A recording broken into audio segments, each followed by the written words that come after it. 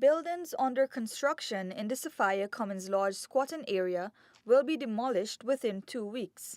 Persons who have already been squatting there were given until January 31st, 2018 to relocate. Leader of the opposition Bar Jagdeo, however, thinks the government needs to be more considerate and take a humanitarian approach in its agenda to bring an end to squatting. I met with some families who have no land and they're hard working people.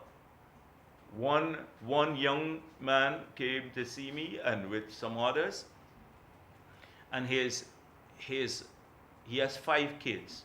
One of them is writing the CXC now, has no place to go to.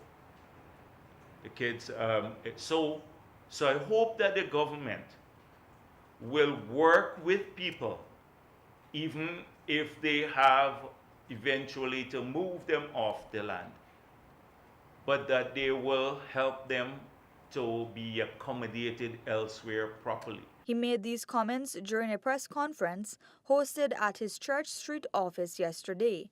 In fact, he explained how he handled a similar situation when he was president. Like we did with the railway embankment, the folks there on the railway embankment. Those people were there for a very long time.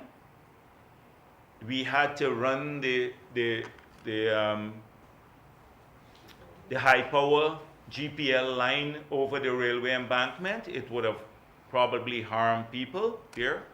And so we talked to them. I personally went and met with them after they raised concerns, personally as president. We made sure they had land elsewhere. We helped them to move their houses with some resources. This could be done differently, and I urge the government to do that. Government's initial attempts to break down the illegal structures were met with protests from the residents, and the authorities were forced to abandon their works. The squatters eventually protested outside of the Central Housing and Planning Authority until its chief executive officer, Leland Saul, met with the squatters and both parties agreed to several solutions. Davina Samaru, Newsroom.